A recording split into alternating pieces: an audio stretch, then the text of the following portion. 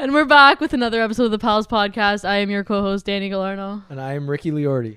And Rick, who do we have on the podcast today? We had Billy Love on the podcast. Billy, why don't you tell us what we talked about today? Honestly, we talked about so much. A lot of philosophy, a lot of fitness stuff. It was a great conversation. It was actually pretty deep, to be honest. It was honestly great. We got into fitness, obviously. Talked about the bulk. We talked about the cut. We talked about content, a good journey on content creation. If you're interested in getting in content, this is definitely one you want to listen to if you're into fitness. And if you're into philosophy, I know that's something that Billy doesn't usually talk about much on his channels, but we definitely dived into that. I think your audience will be able to see like a really different side of you by listening into this podcast. Yeah, I literally forgot everything we talked about, honestly. Billy just blacked out. I have the memory of a goldfish. Billy just blacked out. He's like, fuck it, 1 rep max. Let's go. Yeah, Boom. literally. I forgot we were talking about content for like an hour. We got serious, but there's also a lot of laughs in this. Yeah. So, yeah, Rick. Give it a listen. Give Billy a follow. Give myself a follow. Give Danielle a follow. Share this with a friend. And Danny, what do we say? Let's fucking go.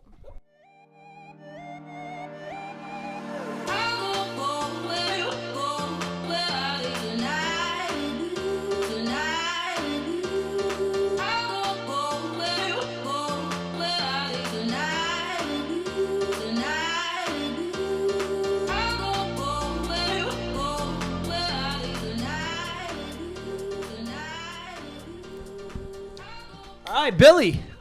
What's up? Welcome to the Pals Podcast. Thank you, man. Have you been on podcasts before? I was just on one like 2 weeks ago. My first. Well, I've been on a couple, but they all fell. Oh, sorry. I've been on a couple, but they all fell through. Like just like it just never happened. Really? Yeah, I don't know why. Like I went on like 2 or 3, and then I swore to not do podcasts ever again because I'm like I talk for 3 hours and I've got zero content from it. So, anyway, so I did one like 2 weeks ago with a couple buddies from Toronto.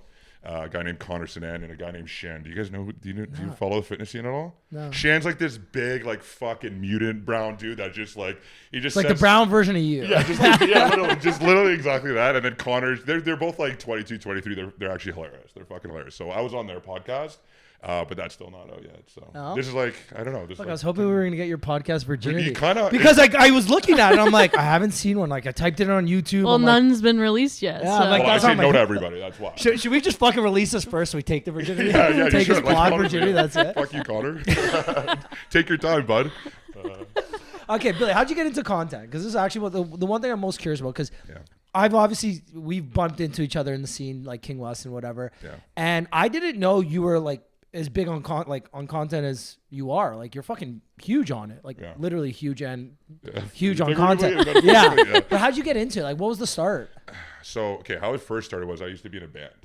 Okay, you're a drummer. I was a drummer. Yeah, I was a drummer in a band, and my manager at the time was like, "You need to be on TikTok. You need to be on TikTok. You need to be on TikTok." But this was like just before the pandemic, and I was like, at the time, TikTok was like 14-year-old girls dancing, shaking their ass. That's what it was, right? And I was like, I'm not doing that. It's not happening, right? Then what happened was the pandemic came in, and I was like, fuck, well, like my whole life went to shambles, so did everybody's. But like everything, like I had a pretty diversified life. I was in a band, I was doing like the CFA, I was working with my family, everything just went to shit. And then I was like, well, I mean, I guess I'll start doing TikTok. And then so I started just doing the only thing I could. So I actually started doing TikTok for my band. Like the first video, if you scroll all the way back, which don't because the content's embarrassing. But if you go to the first video, it's me announcing that I'm on TikTok for my band, right? And then what happened was the pandemic happened. What are you going to do with music content? We're a rock band. We can't play live shows. We couldn't do anything. We weren't even allowed to hang out. So I was like, well, I can shoot videos of me in the gym working out. Like I had a little torture chamber of a gym in a garage. And I was like, okay, I'll just do videos of me doing curls and like bench press and stuff like that. And it was just pure stinkers for like 8 months, just terrible, just fucking stinking everyone. And then I decided to be like, I'm going to document my journey. I think people really want to see me go on a cut. And then that's when one thing led to another. And then what happened was content. I was doing content in the band at the same time. Content was just like fucking going, and the band was just fizzling a miserable death. And I was like, well, I gotta choose the one that is just like making sense right now. Yeah. But fuck, that's how it started, eh? Yeah, it was. Yeah, and like. The thing was, it was really crazy because I didn't know anything about content. Obviously, nobody knows. We're like the first ones to do it, right? So I didn't know about branding and content. So I was kind of doing like fitness stuff, and then I was like showing me on the drums, and everyone was like, "What the fuck is this?" Like, I don't care, man. Like, show me how to flex my biceps. You know what I mean? So it was like a really weird thing, and I was really trying to get my audience to like be involved with the band. but nobody gave a fuck. Nobody gives a fuck. No one cares. Like I had like 90,000 followers on TikTok at the time. I'd post a band thing, and everyone's like, "Yeah, man, we don't care." And then I realized, well, it's like you'll do like 10,000, 10,000, 10,000 band piece, 500. oh You're like, yeah, what? and then what happens is your algorithms just are stinkers after that. So that's the thing. Like, content is so weird because you have to. Sorry, it's mostly TikTok because like Instagram is fairly consistent. Yeah, like so you know, yeah. you obviously. can throw like I'll throw something about the book, which is still kind of part of my content on TikTok, and it'll fucking tank. Yeah. On Instagram, it still does okay. If Yeah. I throw something random on Instagram, it'll still be decent. Right. If I throw a random video that's like not part of like my shtick or my brand, it'll fucking tank. TikTok is cutthroat. Yeah. Like TikTok, if you don't, because they're so keen on their algorithms. If you don't slide it down the algorithm, what happens is it goes this way and they fucking bomb you. And then the next one might be a stinker, and then you might risk getting into a rut. Like I've been in 6-month ruts 4 or 5 times in my career of doing content, and I've been doing it for 5 years. So every single year, it has been like a half a year of just putting your head down and trying to get out of the fucking hole. I call it TikTok jail. Yeah, Like you're in TikTok jail where it's like no matter Brutal. what you post, you're like this has got to go viral. I've had videos where I've read the exact same quote that went viral 6 months ago, like the exact same scene, almost word for word, tanks. Yeah. And I'm like, how? But you know what you got to do? You just got to fucking post your way out of it. Yeah, well, like yes. that's when you got to post 5 times a day. So you know, like, so this is the problem. Okay, what happens with this? If people don't know, like, when you're a content creator, the job is really a psychological job. Like, it's purely you have to win psychologically because it will fuck with your head. Like, what happens is this: you release a stinker of a video, and then you release a stinker, and then you release a stinker, and now you're in a rut. And then you go like, you know what, don't worry, I'll get out of the rut. I just got to keep on posting. I got to keep on posting. And then you go like, okay, we've been posting for a fucking while now. Month. And nothing. 50 TikToks. Yeah. And it's like, we're still like, you know, like I'll go from like getting 250,000 views on my videos consistently to like 20,000, 8,000. That's what was 5,000. happening. Yeah. And then you're like, you ever do 100, like a few hundred? I'm like, are you checking? oh no, you take those down. No, but you check Take you know those down. the button. You You know don't the let button. nobody see that. You remember the account status button that you can press? I'm like, Yeah. I got flagged for nudity. I got flagged for nudity for sure Yeah. because this is that topless picture. It's flagged for nudity. Yeah. I'll literally check account status. Good. And I'm like, then how the fuck does this have 700 views? Yeah, it's brutal. It's so That you have to traumatizing. delete. It's You so have to. traumatizing. You have to. Because like then you start going like, dude, am I even good at this? Like, am I meant for this? Because you think you're like, man, I've been in this place before, and I know I'll get out of it. But what if I don't? And that's always in your head, and you're like, oh my god. And this is the fucking craziest part about it. Is you're like, do I have to change my content? This is the thing, because you're like, is it like it's stale now and people don't like my shtick and people Are people over it? Yeah, are people over me? And do I have to evolve, or am I releasing really good content and I'm just getting fucking boned by the algorithms, right? And you don't know because there's no sign. But wait, on the flip side, there's times where you're just the fucking algorithm is just going Flying. Like but that's cocaine, man. Yeah. That's like you're just fucking. I'm sorry. Sorry about that. Last June, I was at like, so January of 2025, I did, there was like the, I'm a whatever, of course I'll whatever. So like that, I did that trend and I smashed it. Grew 20,000 followers January, February. I'm doing good. I'm at like 250,000, 250, just under 250. March, April, May, go. So I'm gaining like 100 followers a day, if that. June, I start doing these quotes and I couldn't miss. Like I couldn't fucking miss. You put out anything and it was 1 million. Like I think in June of 2024, just on TikTok alone, I did like 27 million views on like, insane.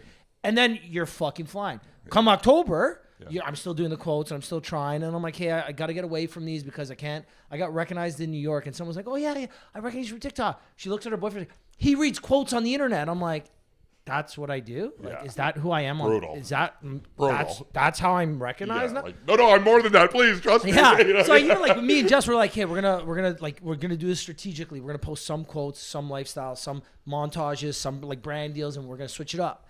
And then it's just fucking tank. And my mom's like, my mom watches. My mom pays attention. She'll be like, mine's my biggest. My mom's like, you know, you're not doing well. Like, you haven't had a video do more than 50,000 views in a month. And I'm like, thanks, mom. Yeah, cheers. Thanks, mom. I know. I fucking look at it too every day. I get it. I think you're reminding me. Yeah, but the cycle, man, you're so right. Like, when you get stuck in those ruts, you really think about it. You're like, okay, like, do people just fucking, are they over it? Do people hate me? Yeah. Are they over it? Like, not like, do they hate me? I don't give a fuck if you don't like me. Fuck you. But like, you know, obviously you'd rather be liked for your art, but like, I mean, at the end of the day, whatever, it doesn't matter. It's just more like, am I actually good at this? You know what I mean? So you start to question yourself. You start to question yourself. And then when you hit that algorithm where like you finally like, it's like breaks through and you're just like, thank God. Like euphoria. But here's the thing. Okay, I'll tell you one thing that I've noticed. Like, this is the one thing I've discovered. As a content creator, you actually never have peace of mind. You're always in a state of anxiety. And the reason why is this. When you're doing shit, when you're doing fucking ass balls, all you can think about is how shit you are at this. But the good thing is like, well, I can't go any lower, so I can release anything. This is that you get to be more creative. Yeah. Because like, what's the worst that's gonna happen? It's gonna be a stinker. It already sucks, right?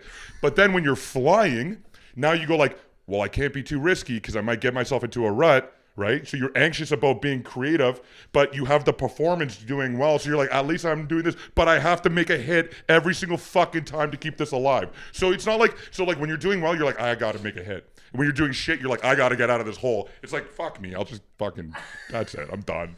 You know? That was a perfect depiction of what it's like to be on social media. It's brutal. It's fucking brutal. It's psychologically brutal. What? Especially when it's a business. If you do social media for fun, a lot of times you don't give a fuck. You post whatever you want. You don't give a fuck. You're posting once a week sometimes. Sometimes you're posting 5 days. You're on vacation. You're posting 100 stories. You haven't gone on vacation. You're posting 0 stories. Like, you don't give a fuck. When it's part of a business, which it's a business for you, it's a business for me. Like, the podcast is a business. You have to pay attention to it. And you think about it so much more than you should. And you're like, okay, fuck. Like, I've got a brand deal coming up. I need the fucking algorithm on my side so this brand deal doesn't tank. Yeah. This is like, again, you can't post, delete, repost a brand deal. Like, it goes live at this time on this day, and the client is watching it go live. Yeah. And you're like, I had a brand deal that I got paid like fucking great money, and it did like 3,000 views, and I'm like, what the fuck do I do? I paid to promote it. Yeah, I was just like, it looks so bad. It looks so bad. I'm like, I'm gonna throw $200 on this. Yeah. Like, I have to. Like, it's just, I need to get it to 10K because this is it. How?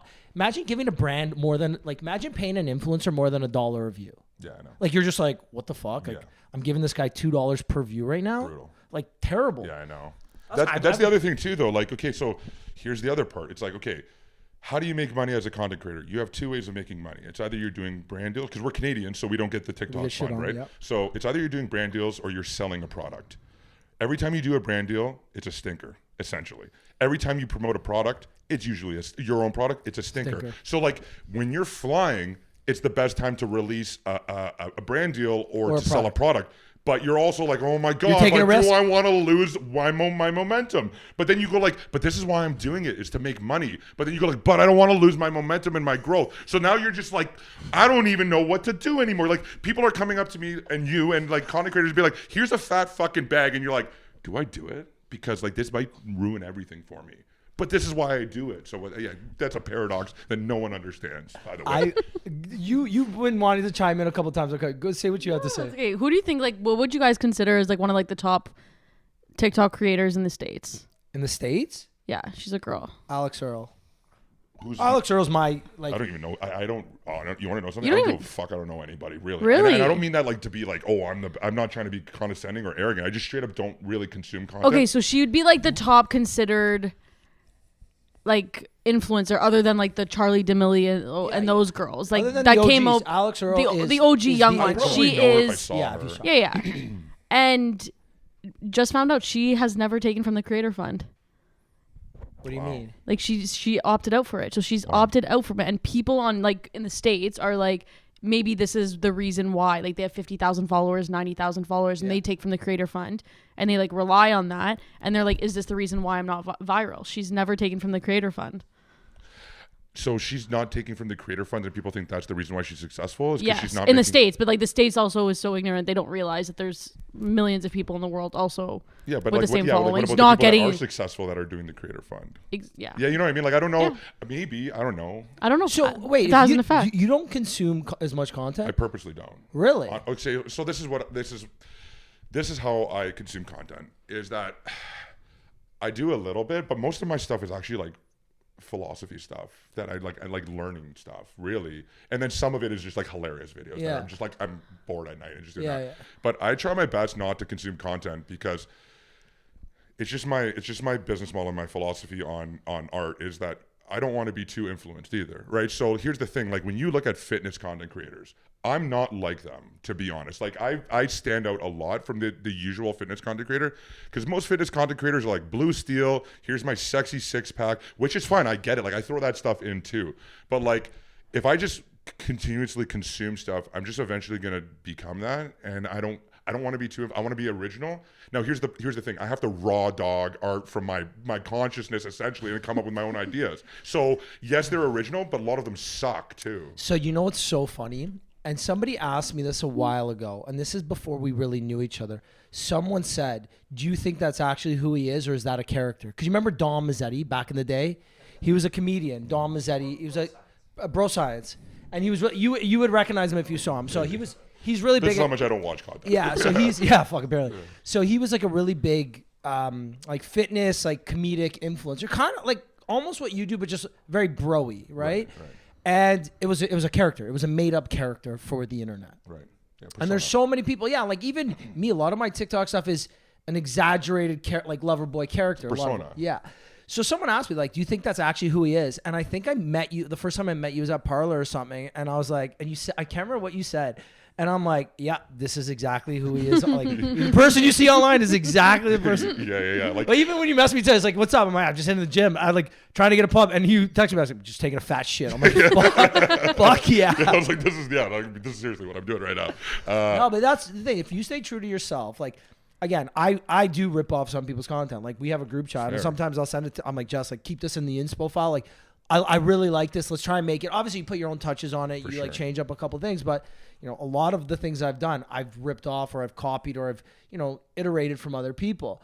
But yours is very unique to you. Yeah. Like, you know what I mean? It's like, this is, what you see is what you get kind of thing. Yeah. So, okay. So here's the thing. Like everybody has a persona. Yep. Right. And the thing about social media is your social media is literally your persona. Yep. It is what it is, right? Like you crafted that character. It's the best parts of you that you wanted to show the world. That's what a persona is, right? You hide your shadow, you exaggerate the things that people validate, and you're like, oh, I do this and people like that. So we're going to go this way a little bit. Though people didn't like that. So we're going to do it. And that's how you form what it is, right? So, like I'm not always walking around like, I'll fucking put your dad to sleep. You know what I mean? But like for the most part, like I'm a very extroverted, loud fucking dude that's aggressive and profane. And like, that's who I am. Right.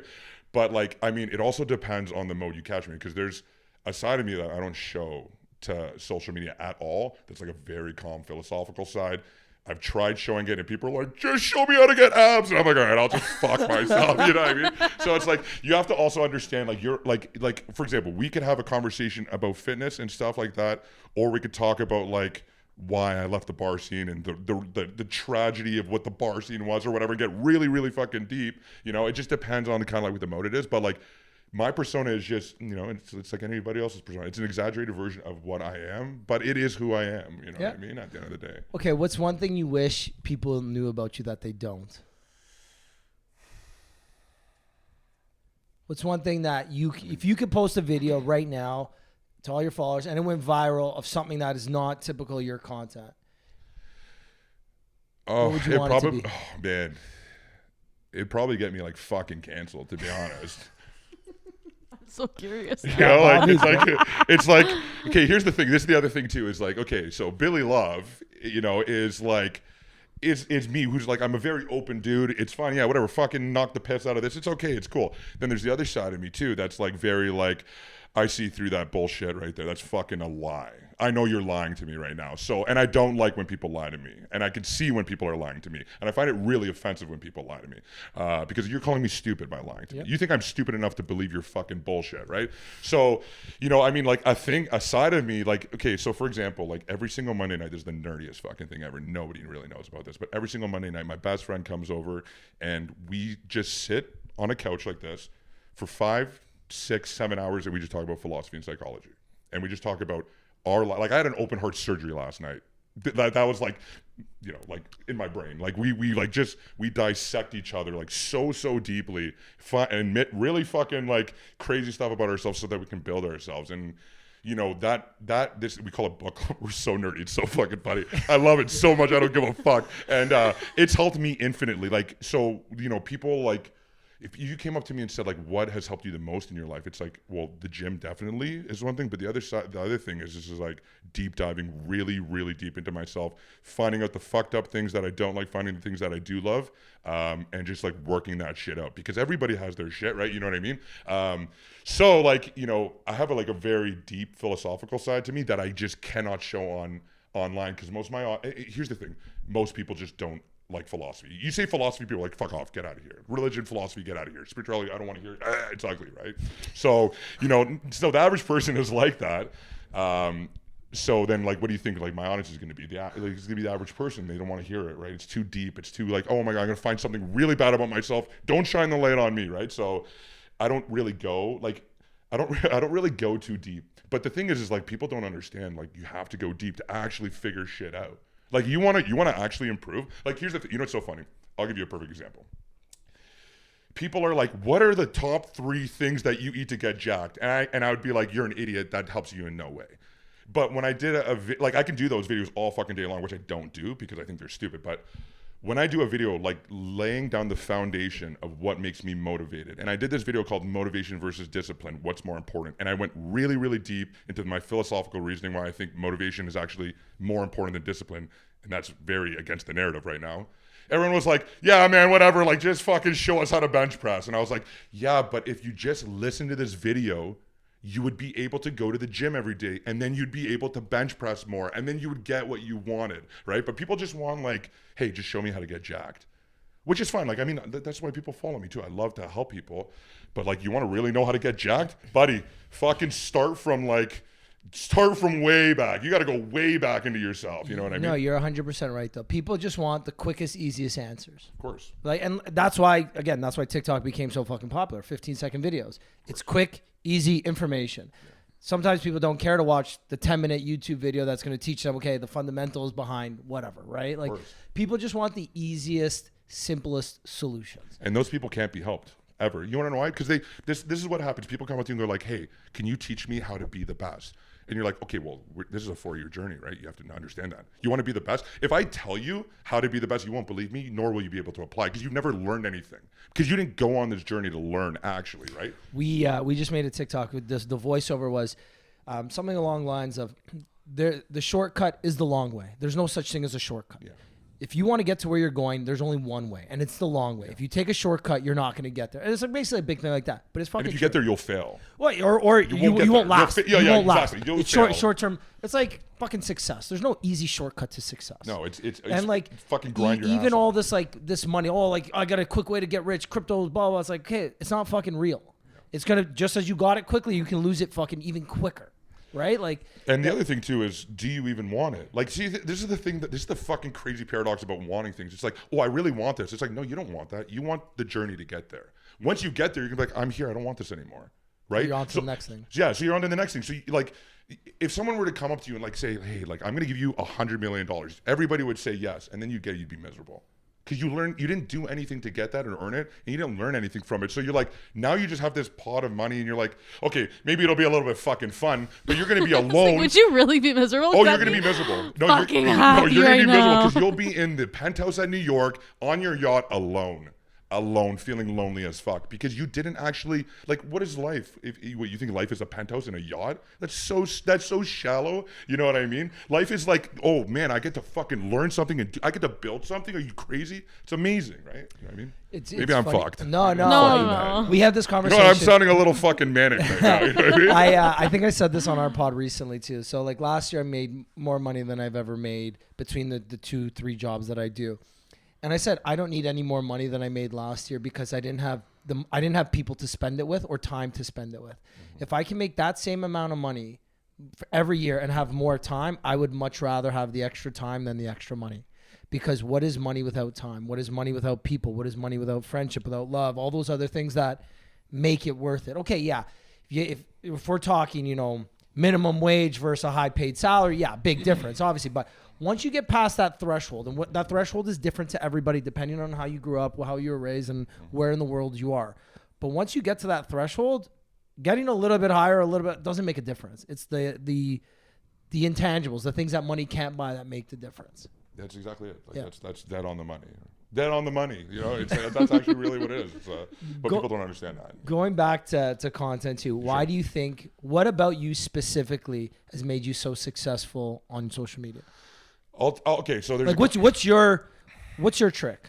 There's a couple reasons. Okay, so first thing, besides that you're funny and jacked. Thank you. I appreciate that. Okay, so I think there's a couple reasons, and I think it has to do with I was a bit ahead of the curve on what people wanted. So, you know, what was social media before TikTok? It was Instagram, and it was just like beautiful guys and beautiful girls on the beach. The Jay Alvarez's of the world. You know, like just beautiful bodies, swimsuit stuff. It was the 80s. Everything was a 12 out of 10, right? And then what happened was TikTok came, and all of a sudden you could put a camera in front of your face. You could say something stupid, and it had the potential to go viral.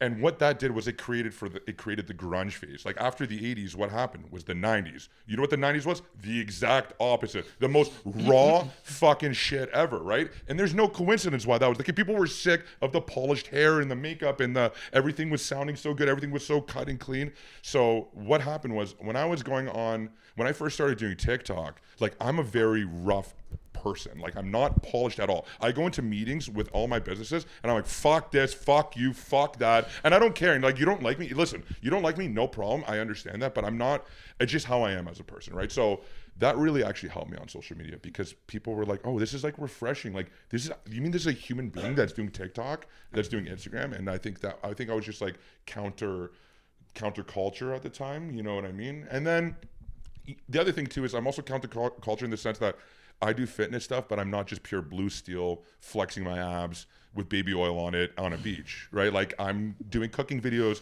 talking about how I'm going to kick the shit out of your dad and make out with your mom. And then people are like, what? Like, what the hell is that? Like, you know what I mean? It's a perfect, and I did a deep dive on your social media too. Cause I think it's interesting. Like you're fucking big on social media. And I think you're a great combination of comedic energy while also providing valuable information in a very clear-cut, defined way. Like you don't beat around the bush. You're not just showing the cutting cycle. You're showing a fucking bulking cycle, which in fitness is not popular. Nobody does that. Nobody shows the bulking cycle because respectfully, it's not as pretty as the cutting cycle. Yeah, it's fucking just straight up not. Like it's fucking tough. Yeah. It is tough to do. And again, you acknowledge it. You're like, I gotta eat 5,000 fucking calories today. Yeah. Here's how we're gonna do it. It's not fun, but let's go. Yeah. You know what I mean? And then on this flip side, you show the cutting cycle. So you show the whole fucking thing. Yeah. And again, respectfully, your transformations are fucking insane. Thank Have you seen what he looks like shredded? Like bigger than me and more shredded than me. So in 3 to 4 months, he's gonna be more shredded than I currently am, which is fucked. Yeah. Thank you. I appreciate it. He's like, yeah, I will be. Fuck you. I'm going to be fucking, I'm going to look insane. Listen, I can be humble about it or I can just be honest. You know? Do you let social media like change the way like your year's going to go? Yes. Like bulking, cutting. What do you, okay, bulking, cutting. Like, does it make it affect like what you're going to do in your day-to-day lifestyle from your social media account? Oh, for sure. Like, I mean, if I wasn't doing social media, I wouldn't go as extreme on my bulk and as extreme on my cuts. But the thing is like people want to see me wipe out 5,000 calories. People want to see me lift 425 pounds on the benches. People want to see. And I'm also an extremist. I found this out about myself recently. Like I didn't realize. I'm not a fanatic. I'm an extremist. Where it's like if I'm gonna go mountain climbing, it's like we're going Mount Everest. I'm not doing fucking this and that. And I'm going to Mount Everest, right? It's just how I am. Like I want the most followers. I want to lift the most weight. I want to eat the most food. I want to get the most drunk. It's insane, right? So I kind of align with it. I kind of align with exactly. it. So like I'm a bit of an extremist, and what happens with social media loves bigger, better, faster, right? It just promotes that. So, I wouldn't be I would be pretty extreme still because I'm just an extremist, but I go like I don't need to get this fat as I am right now. Like I have a hanging chin and a gut and stuff. Like I don't need to do that to bulk properly, but it's, people love it. And it also makes me more human too, right? So I listen, I see fitness guys and they're like, I'm on the bulk. And it's like, bro, you're like 12% body fat and look shredded. That's the bulk for you? Like on the bulk, I have a barrel. I can barely see my horn. You know what I mean? I hate myself. I look in the mirror, I'm like, bro, you're pale, fat, and blotchy, And it's like, but I think people love that because they're like, oh my God, this guy's a human fucking being. And I also am like, dude, like even like how I am is like, listen, Mike, I'm a human. I'm a content creator. I'm a fucking human at the end of the day. And like, I don't need to like lie to you and say I live on Mount Olympus in the land of creators, a bunch of fucking losers, to be honest. You know what I mean? Most content creators that I've met, I'm like, some of them are fucking lovely, but a ton of them are just like, I'm like, get over yourself. Well, you have followers. You're a loser. I don't give a fuck. You know what's so funny you say that? And I've been fairly fortunate. Many of the creators I've met in my journey have all been lovely fucking people. Mm-hmm. But I've met some people that talk down to others because they have more followers. And it's like, respectfully, I do this fucking part-time as a fun job and I've got more followers than you. Shut the fuck up. You are not. Followers does not make you cool. I want to make that very, very fucking factual. Followers does not make you cool. So I'm cooler than both of you.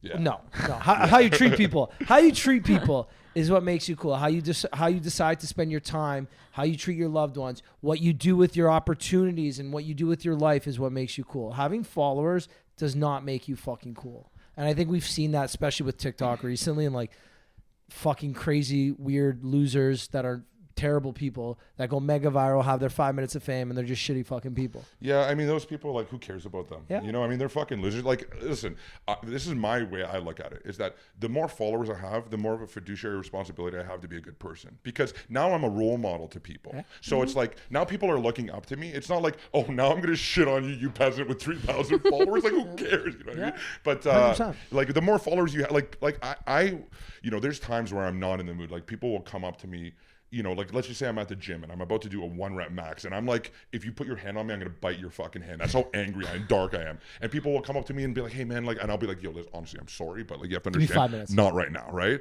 But at every opportunity I can, I try and be as kind as I can to people that come up to me because like, first of all, they're taking a risk by coming up to me.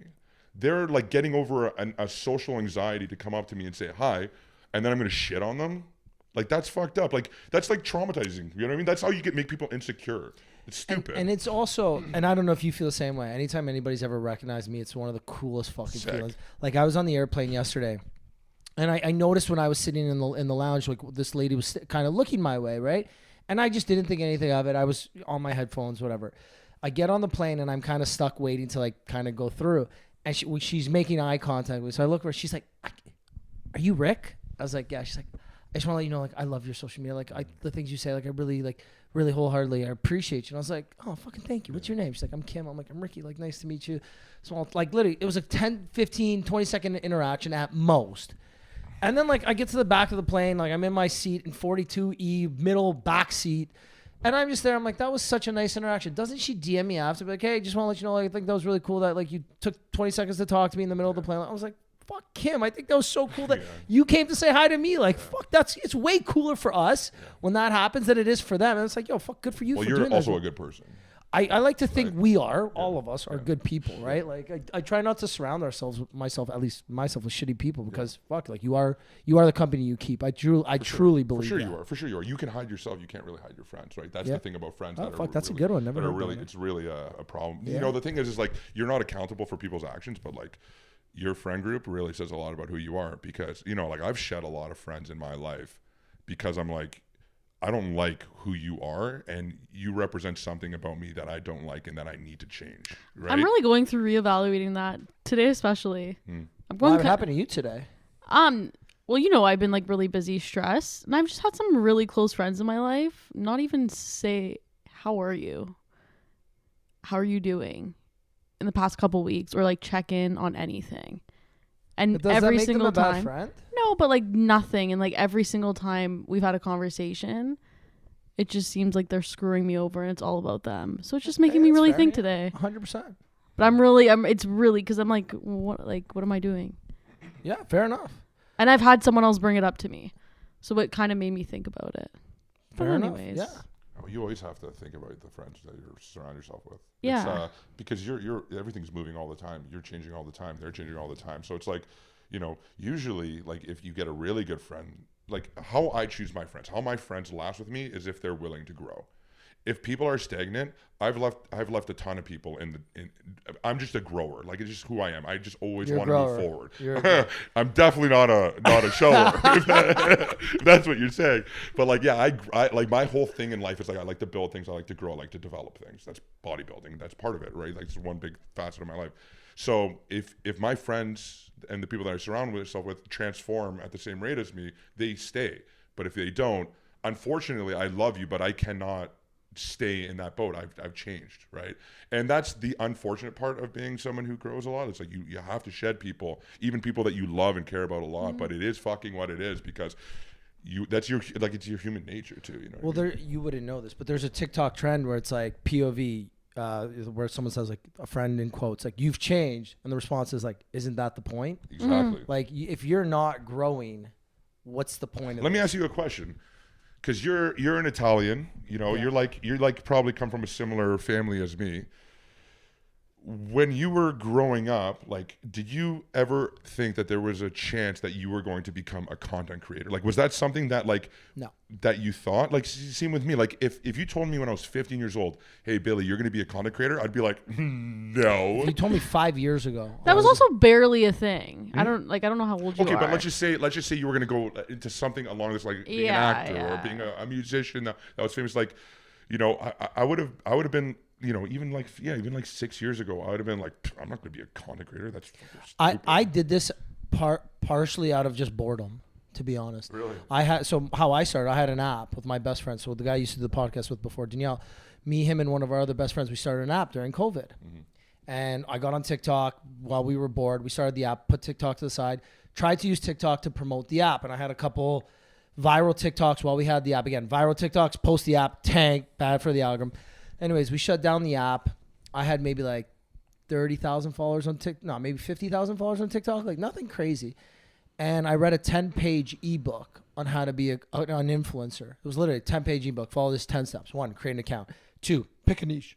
3, post every day. 4, respond to comment. Like it was like the most generic bullshit you could ever read. Yeah. And I'm like, this is too fucking easy. There's no way this is. And then I'm reading, you can make this amount per post, this amount. I'm like, no, this is too fucking easy. There's no way. And I work at my day job is construction, if you didn't know. So I work in construction. It's January. We're dead fucking slow. I'm like, okay, I got a little bit of time. How hard can this fucking job be? Let me do it. I think in 1 year I made probably 1,000 TikToks. I kid you not, 1,000. Because I used to go every Saturday to my family house because they had a big bay window, so I got good natural light. Would make like 20 TikToks every Saturday. And I would post them. And some days I would leave work at lunch to go to the parking lot near my office that had really good lighting. So I could face the sun, get good lighting in the car. And I'd make like 5 TikToks at lunch, posted it. In 1 year, I went from like 50,000 to 150. I went on, 10,000 on Instagram to 30,000. And like my first year, I made, decent money. Like I made minimum wage yearly salary in my first year doing. I'm like, it's not. You made a bit more than that. My first year, no, I made give or take 40. I think you were closer to That's 6. a lot. That's a lot of money. I didn't a part-time job. Dude, I didn't make money until literally last year. And then it just opened, the gates opened. Yeah, and then once you realize, you're like, this is it's one of the easiest, most time-consuming jobs. Yeah. It's not hard. Being a content creator is not hard. Like again, yours is very original. You can copy, you can figure out things, but it takes time and it takes consistency. Kind of like what you were saying about discipline and motivation. For me, my biggest thing is consistency. Yeah. If you show up each and every day on TikTok specifically, After a certain amount of time, it will work for you. Because just so we talked about the cycles, you post a video, you post your second video. One of your first 10 videos will get a noticeable amount of higher views. So you're going to have got 100, 100, 100. Then you're going to get 10,000. You're going to say, ooh, I like this feeling. People are noticing me. People are commenting. Wait, hold on. And then you're like, oh, and then you're like, okay, I got it. I'm going to go viral. You post another one. Doesn't go viral. Another one doesn't go viral. Then maybe your 20th video goes viral again. And they keep you hooked. And then after a month, you're in this TikTok jail where nothing's going viral, you're not growing, and then you quit. I know so many fucking people that that exact stories happen to, and they quit. My difference was I didn't quit. I just fucking kept doing it. I'm in TikTok jail for 2 months, 3 months. Put me in TikTok jail for a fucking year. I will still keep doing it because that's who I am. I show up each and every day. On my good days and my bad days, the days I don't want to, I show up even more because those are the hardest and those are the ones you need to. And you show up and you fucking do it. And if you do it long enough, good things will happen. And like my social media career is the best example of it. I do nothing special on TikTok. I do nothing. Anything that I do can be replicated because I've seen many other people do exactly what I do. And sometimes I rip off other people's content too. I'm not accustomed to it. Or sorry, I'm not ashamed to admit that I've copied other people's content. I've reiterated other people's content. If you show up day in and day out, after a certain amount of time and you're consistent, you will succeed in content. Yeah. You know what I mean? So I think it's that idea that, you have to show up because if you don't, you're not going to fucking go anywhere in life in general. But here's the thing though. You have to also understand. I agree with you. But there is something.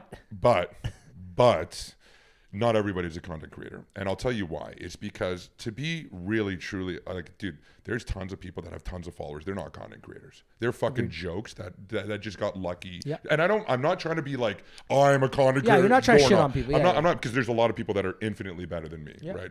But my point is that there are a lot of people that think they're content creators because they post a lot of content and they have followers.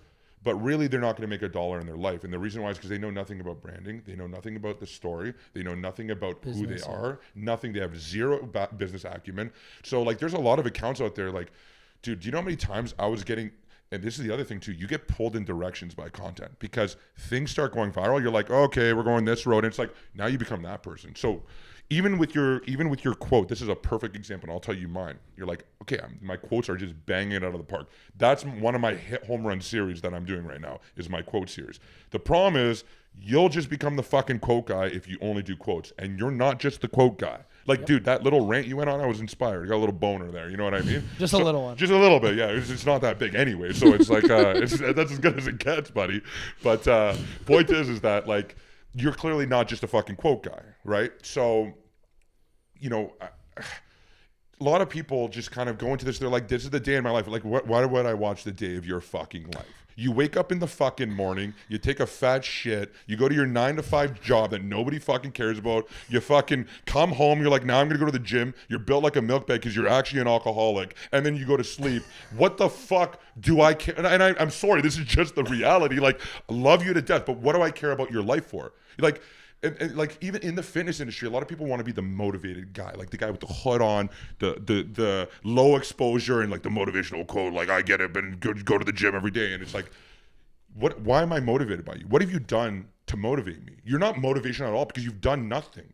So how are you going to inspire motivation? You've done nothing. Yeah. If you want to be Goggins is motivated because that guy's a fucking stud, right? But everybody wants to be the mystique guy that's on the jet, that's with the girls. Nobody knows who he is, Batman. Ooh, you know what I mean? But it's you have to get there, cunt. You can't just be that guy. You know what I mean? So a lot of people just don't really understand that. I just think there's a different word for content creator because I feel like there's a difference between someone going and kind of creating the concept of what they're going to do in their video versus, again, my algorithm is very much girls sitting in front of a screen, get ready with me while I talk about my relationship. I hate those. I can't stand them either. I cannot get out of it. They bother me. Obviously, they're not related to me. But I don't understand them. I don't understand why we're watching them, but I would love to study. And Alex Earl is the perfect example. Why was she the chosen one? Okay, yeah, she's blonde, has fake tits, pretty, comes from a rich family. How was she the chosen one versus every other girl who is doing the exact same thing in their bedroom on that exact day? What content? What's her? There's no talent, but What is she doing? She was one of the first to start the Get Readies with me. No, she wasn't. Yes, she was. just was the one who went viral. She was one of the first. No, that she popularized stood it. there in her house in New Jersey and said, "Is this shirt too revealing for a bar in New Jersey?" Boom, tits. You got the girls, you got the guys, you got the laughs. Get Readies with me came after. She posted for 3 years prior to that. How many other people posted 3 years prior to that? Not many. That's what I'm saying. Tons, Ricky. It was. Alex Earl is the prime example. She's of not staying the consistent. original. Yeah, staying consistent, but she put that's in the what work I would day would in and love day to out. study if I could the beginning algorithm and how were you the chosen one in that realm? It doesn't make sense to me, and I'd want to know. So, one, I think the acne thing helped her because it made her a little. That bit was more human. afterwards. She didn't show that till laser. She showed a lot of her skin because I looked at Ricky, this. 3-4 years later, like think about it. We're 2025 now. She's been big since like 2021, 2022. Yeah, but that wasn't coming out for a while. And well, what I'm saying, so I see what you're saying too. I'm like a lot of people that they're not content creators. They went viral. They got Maybe a lot of it's followers. just not yet, too. Yeah. Right? Like, but I do believe to the people that will make it, and then the ones that are gonna make the money, and the ones that do it's like they know what they're doing and they've stayed consistent. Like there are people with less followers than me and you probably that are making more money than us because whatever reason it is. I don't know. I can't figure it out. There's also people with way more followers than us that are making nothing because some of them don't get it. Yeah. So it is a business and it is tough. And, this goes back to the original thing about the cycles and the going viral and not going viral.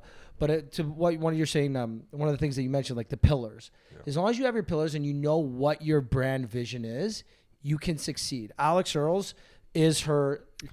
Well, now it's different. Now she has a whole brand now she can do identity in whatever she wants. herself. But before it was like, she would do a Get Ready With Me 3-part series. Like, hey, get ready with me my makeup, get ready with me my dress, get Yeah, ready that's with me what drinking with my friends. most women are doing that. So, and a lot of them that I see that do the exact same thing Alex Earl does, that is as consistent as her, that are as equally as good looking as her, are almost as viral as her. Maybe not as viral. I don't think you can really compare Melody it. Miles is a great example. I don't even know who that is. She's got maybe 500,000 followers probably. And she does the exact same fucking shit. Yeah, but 500,000 followers versus 8 million, 9, It's 10, still- it's still 30 million is a very big difference on Okay, Alex TikTok. Earl doesn't have 30 million. 9 like million. 4. No, I think she's at 7.9. I don't know anything you guys are Yeah. talking about. No, I'm watching you just guys like, like- are you guys going to fight? No, I want to that's fight. me and Danny, we'll scrap at some point. No, but okay, back to you and your content. I want to. What would you do if you weren't doing content? Oh, I would just, okay. Deep breath. Well, I mean, fuck, this is a great question because I don't fucking know. Most people are like, I'd be a firefighter. I really Never. didn't think I was going to stump you on this. I thought you were going to have a full question on. because, like, I mean, last time I thought about this, I was kind of a different person, So, I mean, like, I could never work for anybody.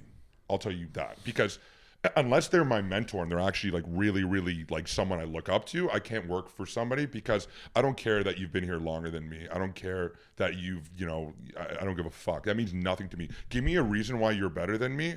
And if you're not, then I don't want to work for you. That's how I am. So, and I have a problem with authority, shit like that. So I'm just not good. I don't like when people fucking tell me what to do. I'm like, fuck you. I'm going to do what I'm going to do. I don't care what you say. I think my way is better, right? That's how I am. And that's why I'm just naturally an entrepreneur. So I can never work for anybody. You're self-aware, which is good. I'm so I know. At least you know. Oh yeah, I know my shadow like very well. So so I understand myself, but I just wouldn't I wouldn't work for anybody.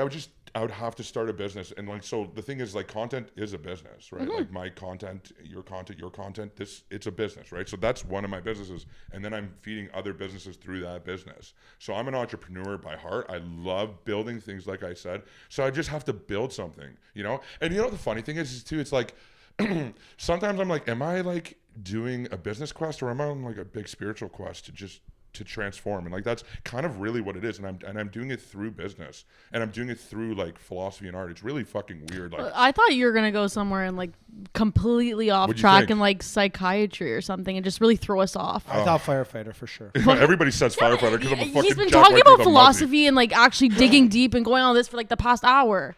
Could you picture him sitting down with somebody on a No, fucking but in a couch? different life. What if that's what he's like? That's what I actually wanted to do. You're That's a what fucking milk interests bank, go to me. the gym, that'll fix some of your problems. Well, that's the thing. Also, I'm really, sometimes I'm not, okay, here's the other thing too. I'm not really a great mentor too, because Self-aware though, at least you're I'm self-aware. Yeah, because I'm super extreme and most people just can't handle, like when I go for a 1 rep max on the bench press, I don't get a spot. I'm just going, if I die, I fucking die. It is what it is, right? And that's how I am, because like in life, buddy, there's no fucking safety net. You're either you're jumping, you might make it, you might not, right? So that, like, for me, I'm like, hey, if it's gonna kill me, then let it fucking kill me, kind of a deal. So last week, and people can't handle that. I lifted heavy. You know, I was watching him. He's lifting heavy. I'm like, you know, I'm gonna lift heavy. It's been fucking decade. It's been a decade since I've lifted heavy chest, and I love a good bench press. I used to fucking love lifting heavy.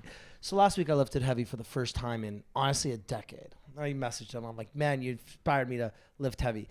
So today I knew we had him on the pod. I'm like, you know what? I just had this fucking healthy weekend.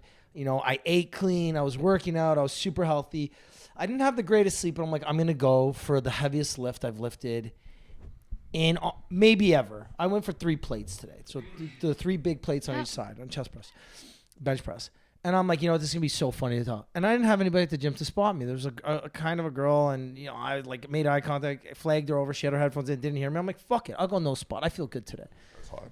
Yeah, I'm like, so hot. I'm like, I She feel, just R-bombed you in real life. I feel good. I feel fucking good. You know, I did 285 for 3. I'm like, I'm going to get this 315. Yeah. I'm going to get this 315 or 305. Sorry.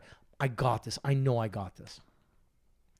Don't put the clips on, obviously, just in case you don't get it. You got like, you don't actually want to die, right? Like, So don't I go to lift it? As soon as I lift, I'm like, fuck, this is heavy.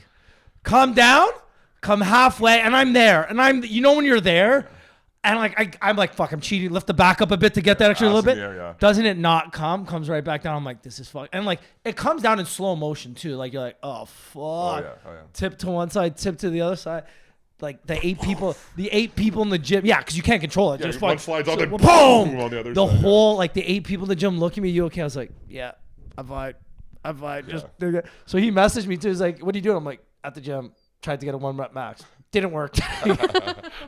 Get the next one though. I'll get the next one. Yeah. So here's the thing. I use bench press examples all the time because people like, it's just like relatable. People follow me for fitness. So I say like, oh, like when I'm going in life, I'm going to do a bench press. Like people will be like, well, like it's not that big of a deal. It's just a bench press. I'm like, okay, number one, it's relatable to my audience. And number 2 is like, it actually means a lot more than just a fucking bench press for me. Like when I'm going to do a bench press, I don't go in there and be like, yeah, I want a personal 1 rep max. This is fun. I'm going there and I'm being like, my mom and my dad are going to die. Like, you know what I mean? Like fucked up shit. Like if I fail this, like I'm never getting what I want. And it's true too, to be honest. Like it's true to me. Like, it's like, if Extremist. I don't, what? Extremist. Like I'm like, if I don't fucking get this, what I want is not going to happen in life because I have to win these battles. And okay, like I lose that battle, it's fine. I'm going to win the next one. I'm going to win, you know what I mean? But you know, like, so I do a lot of fucked up lifts without clips because, you know, like obviously I don't want to die. But it's so awkward in my gym because like I don't care. Like I'll fucking bail on a thing, but then like 4 people come running over because they think I'm gonna die because there's so much weight on it, and they'll come over there and they don't know how to handle it because the bar's like going like this, right?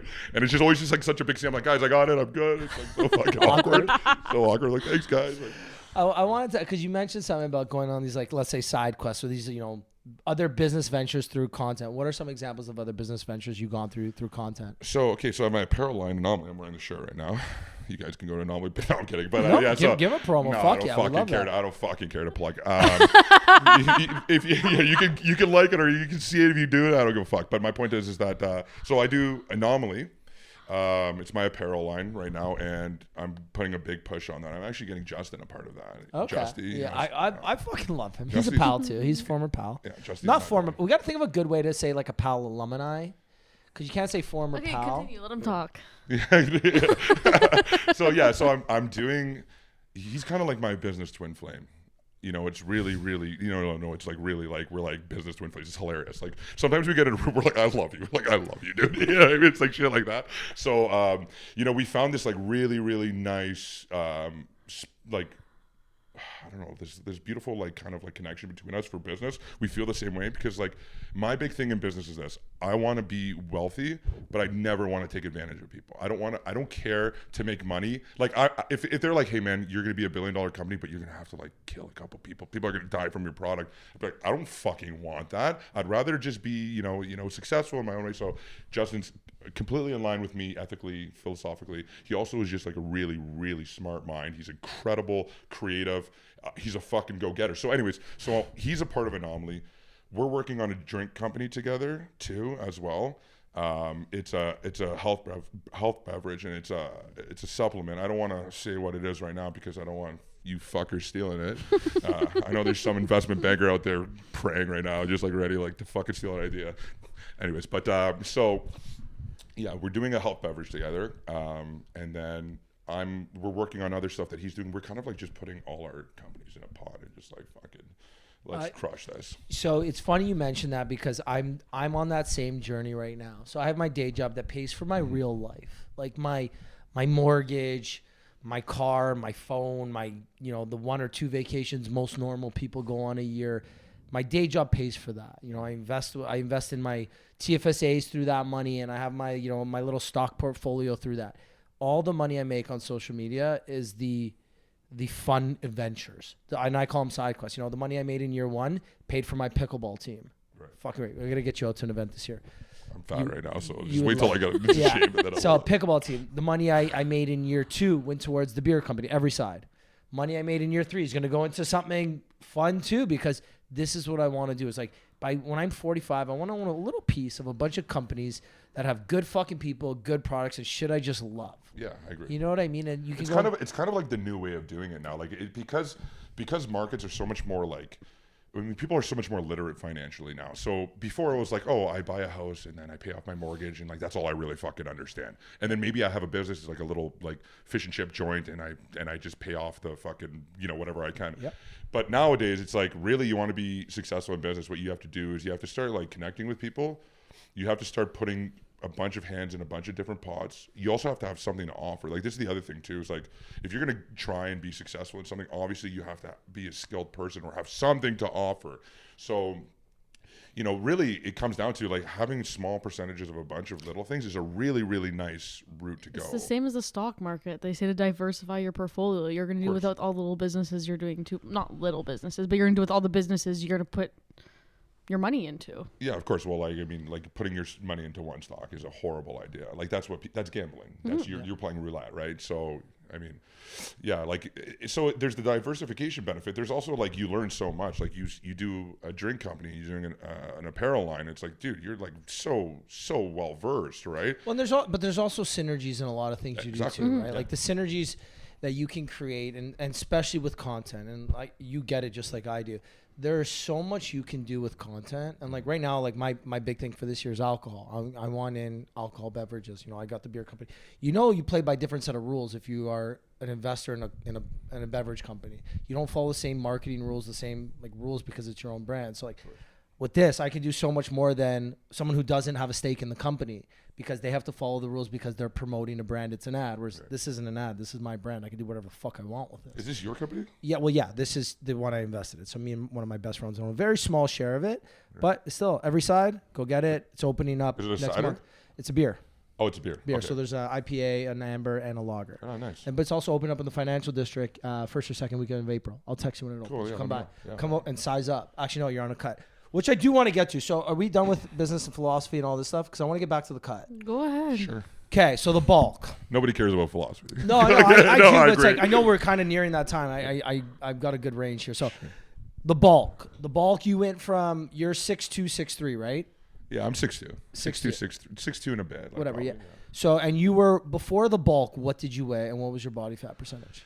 When I first, so like when I was leanest in the summer, I was like around 220, and I was probably around 12% body fat. Okay. So I went from 220. And that's shredded, by the way. Like for those of you who don't know, that's dialed. You know what the thing is? It wasn't like, for the average person, it's fucking diced. For like bodybuilding scene, you're just like. Okay, you're not stepping on stage. No, I'm like, not stepping on stage. You're not stepping on stage, but 12%. 12%, you look amazing. You're like people you are think, beach ready. Yeah, people think you look, and you do look amazing at 12%, like, objectively, right? I'm at 12 right now. Yeah.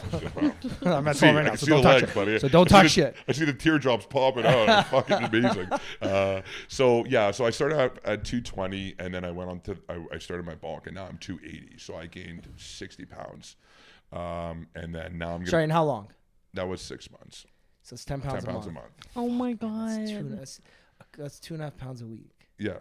And that's consistent. Yes. So that's not like, for Fucking those listening at home, like you can have a bad cheat meal and gain 2 pounds overnight. Like you have a bowl of popcorn, some chips, and go to bed late, and you have that late at night, you can gain 2 pounds. You're not going to keep that 2 pounds on for the week. It's gone within 2 or 3 days. Yeah, that's just bloat. Yeah, to consistently gain 2.5 pounds each week for 6 fucking months is very hard. It's so aggressive. Like it's very So hard to do, aggressive. especially when you're working out and you're burning calories. Yeah, of course. So again, you're like normal heart rate and your normal calories burned per day is way higher than the average person because your body is just, your metabolism is going harder than everybody else because you've been working out for so consistently.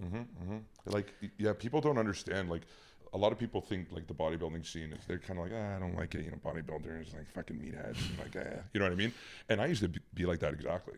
Until you start kind of putting your toe into it and you realize like these guys are fucking demons, man. Like these guys are literally like, they have a hard job. Like this is what bulking is just as hard as cutting. Like I want to make that very bulking clear. is harder. No, people don't understand. No, people don't understand. Cutting, okay, you have to suppress an urge, which is hunger, and that's very difficult. But try having a flu and stuffing 2,000 calories at night. That's what it's like when you're so full. It's like when you're sick, you have a flu. I see food and I want to puke, and now you have to eat another 2,000. And you can't puke. By the way. Like, you have to put it down. well, You have to keep yeah, it down. yeah. It's not like, You oh, have I'm to. sick, I can just puke. It's like, no, those are calories gone. 100%. So thankfully for me, I have such a big appetite, which is great for the bulk because it lets me. We know you have an appetite. It makes me like able to bulk properly. But the curse is on the cut. Now I have this massive appetite, and now I have to battle the fucking. Yeah, how do you appetite. transition? Perfect. Okay, well, so the beginning is a little bit tricky. Like this first week is just about adjustment. Like What you're on right now, by the way. so I just started my cut Monday, right? So now what I'm going to do is try and lose about 40 to 45 pounds, and hopefully at 230, 235, I'll look fucking sick, right? Like that's the goal, to look like a fucking action figure at that weight. But the first week is an adjustment because I'm used to just being like, I'm hungry, just grabbing like whatever it is and just slamming it in my skull, right? So like my first day I woke up on Monday, I was just like, there was some apple pie. I was like, ooh, apple pie. I went to go eat it. I was like, oh, I can't. I'm on the cut. So you have to like throw out some of the shitty habits that you develop on the bulk, because I actually had to develop shitty habits. Otherwise, I wouldn't get enough food in. You have no choice. It's like, people are like, you're not eating enough broccoli. It's like, bitch, try and eat 5,000 calories of broccoli. Good luck. You know what I mean? So anyways, it's so tough, right? So, the first week is a bit of an adjustment, but then what happens is like, I'm eating, and I've been doing this for a little while too. So I'm eating enough food where I'm satiated, but I'm still losing weight. And then what happens is over time, it just becomes a part of your life. Like you don't see food the same way until you eventually just forget food is even a thing. You know what I mean? You're kind of like, you have to just like suppress it to the point where you're like, food is just fuel. I don't fucking like it. I don't want it. It's bad. You know what I mean? So I've never done it to your extent. When I did a fitness contest back in 2013, and I did broccoli and chicken 3 meals a day. That's all I ate with hot sauce, Frank's Red Hot, because that's insane. Yeah, that's all I ate. So tough. 3 meals a day, and it came to the point after the third week, you're not eating for enjoyment. You're eating for purpose. Sustenance. And it's just, that you need to eat these because this is how you fuel your body, and you need this fuel to go and work out, to do all these things, but you're not enjoying it. Mm-hmm. Whereas like, I'm very different than you. I want to stay beach ready. Like I go on so many vacations a year that I want to look good topless all year round. That's my goal. Yeah, I love that. You, on the other hand, are complete fucking different, and I could never. If I ever get really sized, I will never be able to cut back down. That's why I can't. Like, Oh, you could. I don't think You I care. could. Dude, look how much you care. I care. Like, but this is how much you care. like I always joke, I hit 200 once, and I said like I can never hit it again because I remember getting down again was so fucking hard. And like obviously, the older you get, the calories don't burn as quickly as they used to. At least you get that feeling. Like, how old are you, Billy? I don't even know. I'm 32. Okay, I'm 31. I'm 93. Yeah, okay. So you're 31, something like that. I never know my age. Yeah, you're turning 32 30. this year. Yeah, Depends when your 32, birthday is. Yeah. So, 33 this year. But yeah, like when we were 20. How old are you? I'm 35. 34. Okay, 34. So When we were 91? 90. 90? So when we were younger, I feel Punk. like I could lose 15 pounds like 2 weeks before a vacation. Yeah. Just dice up Yeah, easily. yeah. the older you get now, you're like, fuck, this is tough. So I've said, like, once I hit 200 again, like, I'm in trouble. I don't think so. You don't think so? No, I don't think so. I think the whole, like, my metabolism is the whole thing is just kind of a myth. I think you just don't care as much. I think that's what, like, really happens. Like, and that's what I'm saying. You do care. So I don't think it's I definitely do care, yeah. Yeah, like, you do care. Like, so I don't, like, you know, a lot of people, this is the biggest fear. People come up to me, they're like, how do you bulk? Like, nobody wants to look fat and insecure and, like, not fit in their clothes and not be beach ready. You know what the most beautiful thing is being beach ready all year round. You feel like a fucking stud always, right?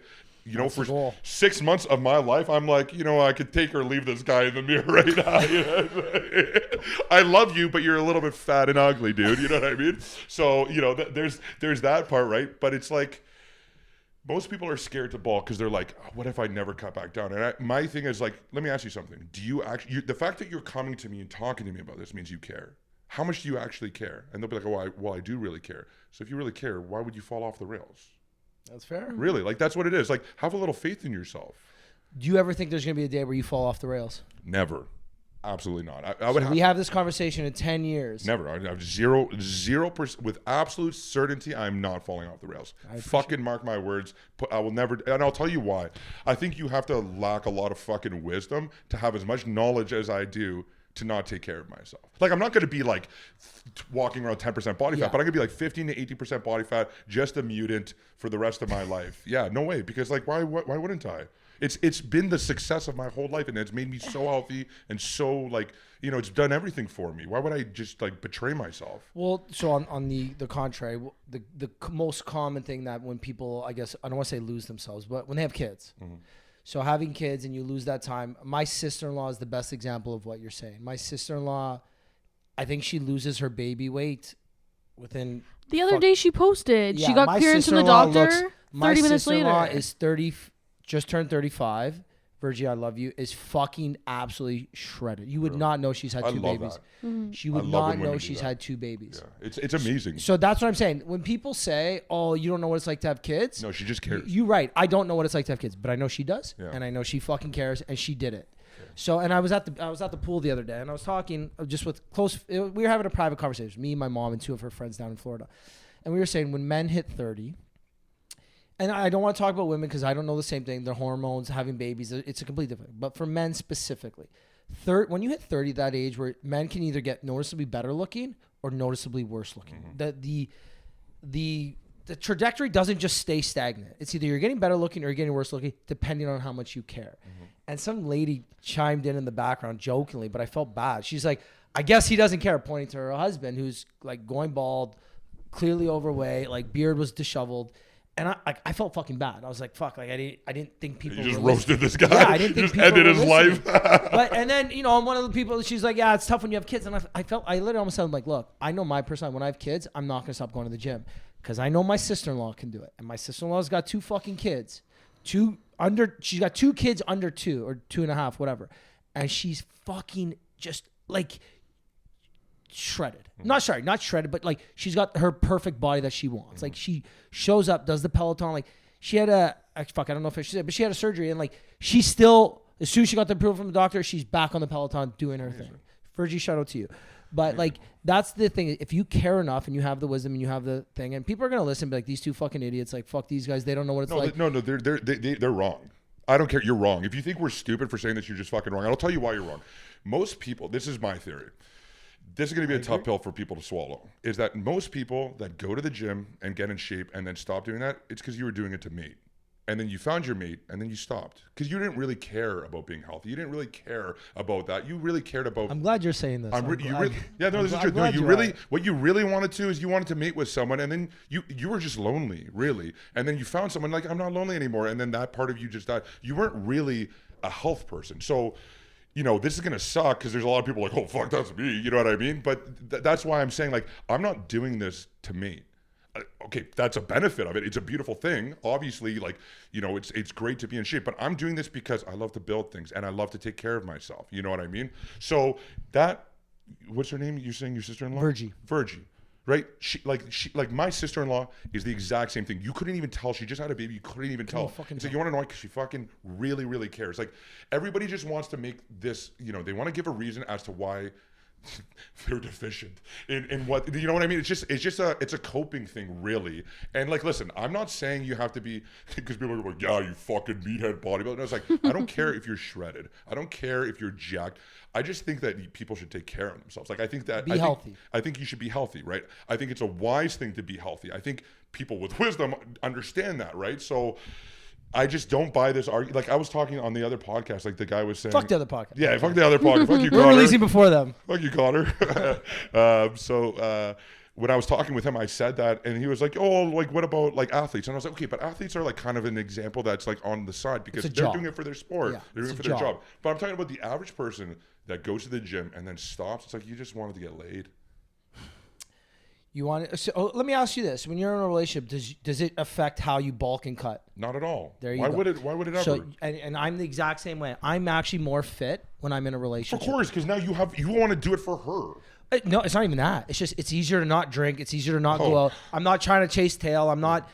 True. Well, that's another thing. Like, I mean, if you're getting ass steady, it's a full-time fucking job, right? Well, like, no, but just like, thing. think about this. If you're single and you're actively dating, you're going out, you're going to dinners, you're eating unhealthy, you're drinking more, you're doing this.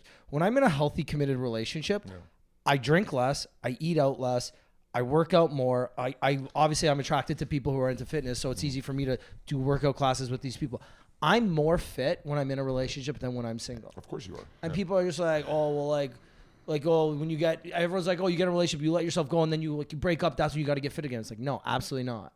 I stay consistent with who I am, and like, my big thing is consistency. Yours is your wisdom, and you want to stay consistent to your patterns, right? Like, everybody's different, but I believe I fully agree with you. Yeah, like there's people who care and there's people who don't. Yeah, and I actually think so. You do it for two reasons. We're gonna get shit on for this, by the way. I don't fucking care shit on. Go ahead, buddy. Like, what do you do? Not like me? Get fucked, right?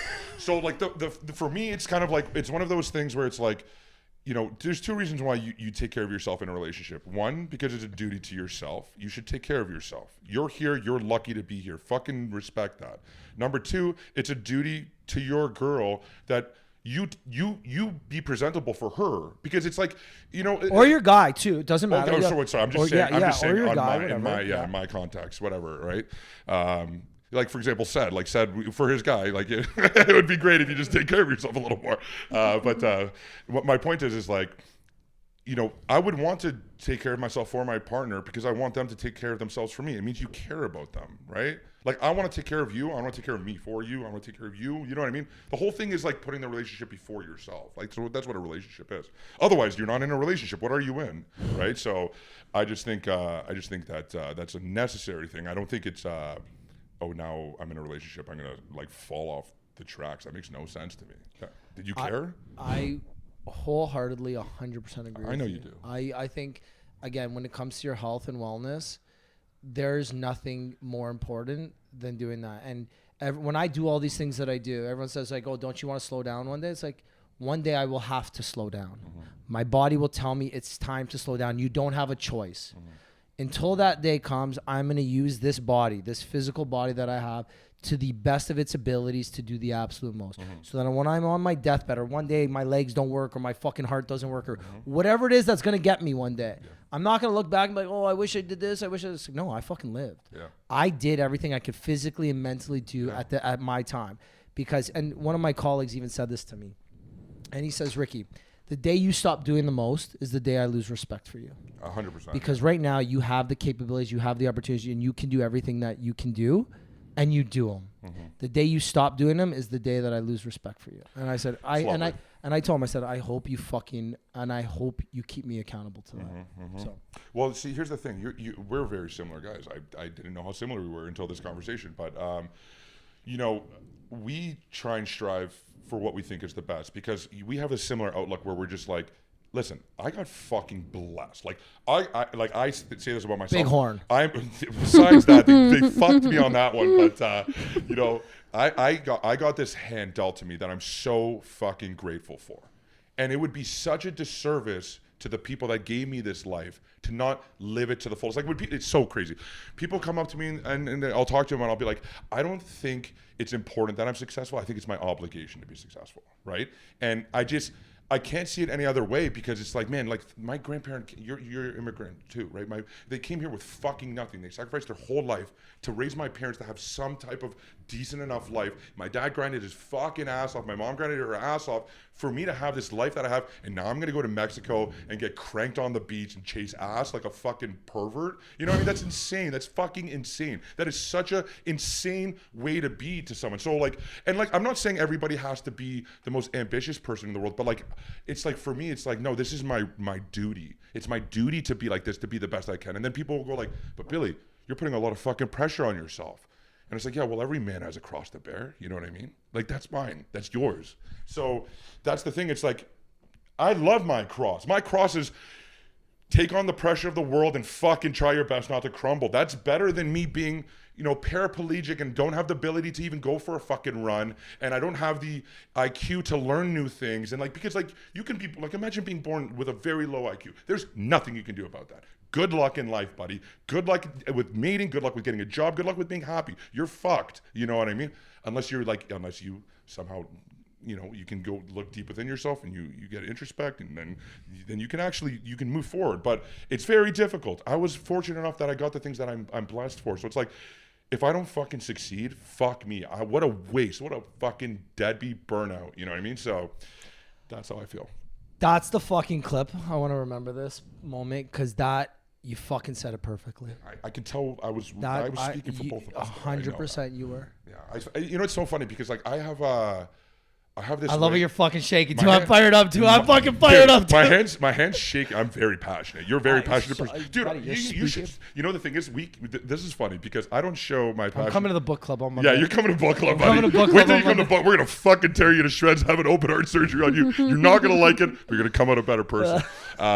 The thing is like I don't get to show this side of me ever. The reason why I'm doing long form, actually, I started YouTube long form, is because I want people to actually see different parts of me rather than just like the fun joking, because I love the joke. I'm a jokester. I love knocking the pedal. Like we go to a bar after this and we'll just have a fucking blast. We'll turn off the fucking deepness and we'll just like, you know, just live and just feel, right? I'm totally cool with that. But you know, we don't get to actually show this side of us. So that's why I'm doing YouTube long form. And you have this podcast, which is fucking lovely, to actually show like, hey, we're a little bit more dynamic and we're a little bit more integrated and sophisticated than what people think. And you know, I can tell right away, right from talking, I was like, this guy's on the fucking same page as me. He gets it. What you described earlier too is exactly how I feel.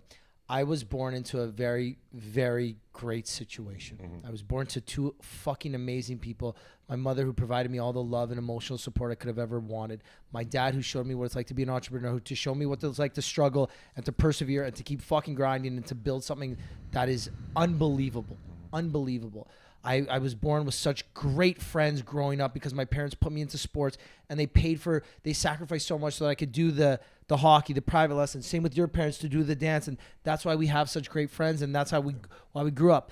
And, you know, fuck, I hate saying this publicly, but call spade a spade. I grew up a little bit better looking than most. Yeah. So for me to not just say it, man. Yeah. But you're a fucking stud, buddy. For me to not use the advantages I was born with. Yeah. You know, some people are like, oh, it's unfair because you were born with advantages. It's like, you know what? I was. And I fucking used all the advantages I was born with because there's somebody wishing they had what I had, and they would do so much more with what I had. Mm-hmm. And there's nobody that will do more with what I have than me. And I can guarantee that. And I will show up each and every day to ensure that, because there's somebody somewhere in the world wishing they had a fraction of what I had so they could do more. Mm-hmm. Nobody will do more with what I have than me. And that's a fucking fact. Mm-hmm. And I feel like what you said earlier, I was listening. I'm like, fucking right. I'm so happy you're saying that because I wholeheartedly agree. We are nearing the end. I got one more. What do you got? I'm fine.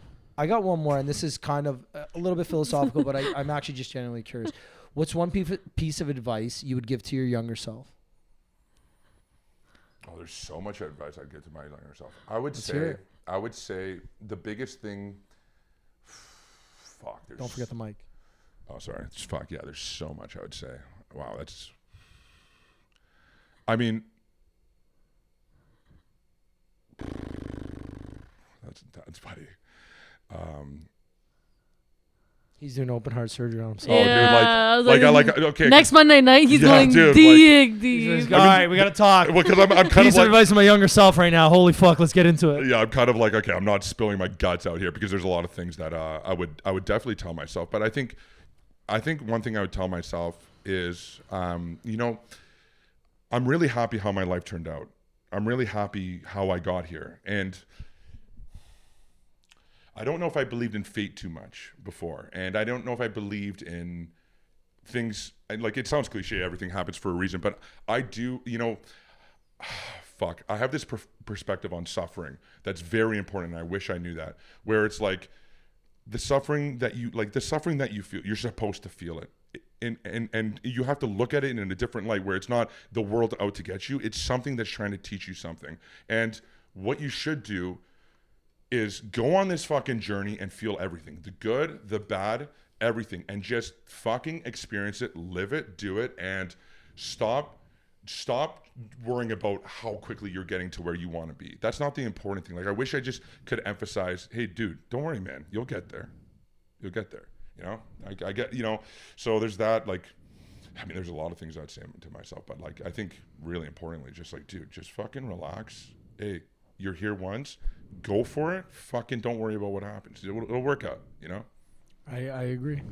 Shoot your shot. You missed, fucking wake up tomorrow, take another. Exactly. Wake up tomorrow. The best part about this game of life is that there's endless amounts of opportunity, endless amount of shots. Mm-hmm. Danny, anything else? Billy, thank you for coming on. We're gonna make this at least a yearly thing. Oh, I'd love maybe that's what we do. Maybe we do it at the beginning of the cut every year. Yeah. Or maybe we do the end of the cut. Who knows? When actually, no, because then I'm not going to look as fit. So I'll fit in I won't look as thin. Yeah, I won't look as thin anymore. Right now, I like this. I look nice and thin right now. Yeah. But Billy, no, thank you for coming on. Thank you for sharing this with us. Thank you. Appreciate you being one of the pals. If people want to find out more about you, what you're doing, the cut, the bulk, all your content, where can they go? How can they find you? You just type in Billy Love Baby. It'll be the first one. No one has a stupid fucking name like that but me. Billy Love Baby. Guys, and if you made it to the end of this, we appreciate you. Thank you for following. Thank you for listening. Don't forget to subscribe. Send this to a friend. Give Danny a follow. Give myself a follow. Give Billy a follow. And we will see you guys next week. Bye. Cheers, guys. Thank you guys for having me, by the way. I appreciate it. It was really, really a pleasure. It was fun as fuck.